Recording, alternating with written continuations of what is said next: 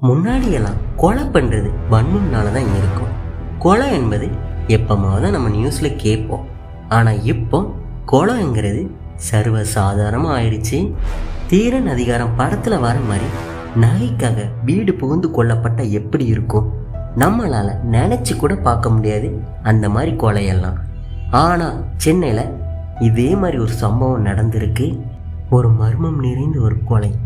20 சவரன் நகைக்காக 5 வயசு சின்ன பொண்ணையும் 86 வயசு பாட்டியும் துண்டு துண்டாக வெட்டி போட்டு நகைக்காக கொலை பண்ணியிருக்காங்க.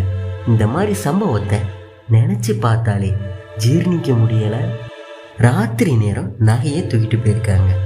ஏன் வீட்டில் இருந்த வயசான பாட்டியையும் குழந்தையும் கொல்லணும்? அது மட்டும் இல்லாமல் அந்த வீட்டில் எந்த ஒரு தடையும் இல்லாமல் கொல்ல முடியும்? இந்த பாட்டிக்கு ஒரு மகன் தான் இந்த பாட்டியை பார்த்துக்கிறான். மகன் கல்யாணம் முடிஞ்சதுக்கு அப்புறம் அவருக்கும் அவர் மனைவிக்கும் வேலை அதிகனால குழந்தைய கூட சரியா பார்க்க முடியல. அதனால அதிக நேரம் அந்த குழந்தை பாட்டி கூட தான் இருக்கும். ஆனா கொலை நடந்த நேரம் இரவு 9:20 மணி அளவில் பள்ளிக்கரணையில. இந்த நேரத்துல கூட ஒரு சில பேர் ஆள் நடமாட்டம் இருக்கும். ஆனா ஜனவரி 4 இதே நேரத்துல ஆள் நடமாட்டம் கூட இல்லாதது ஏன்? போலீஸ் தரப்புல எந்த ஒரு தடயமும் கிடைக்கல.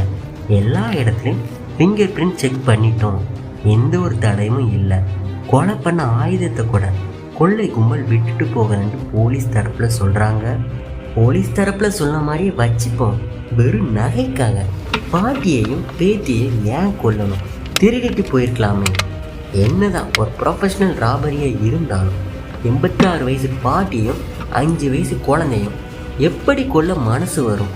வீட்டில் யாரும் இல்லை, இந்த 2 பேர் தான் இருக்காங்கன்ட்டு திருடனுக்கு எப்படி தெரிஞ்சு? இந்த மாதிரி பல கேள்விகள் இந்த கேஸில் இருக்கு.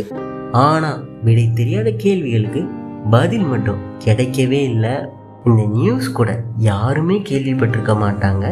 வெளியே தெரியாத மர்மங்கள். இந்த கொலை பற்றின சோர்ஸ் டீக்கன் கோர்னிக்கல் என்கிற மேகசினில் மட்டும் அதுவும் சின்னதாக தான் பப்ளிஷ் பண்ணியிருக்காங்க. விடை தெரியாத மர்மங்கள் இன்னும் நடந்து கொண்டு தான் இருக்குது.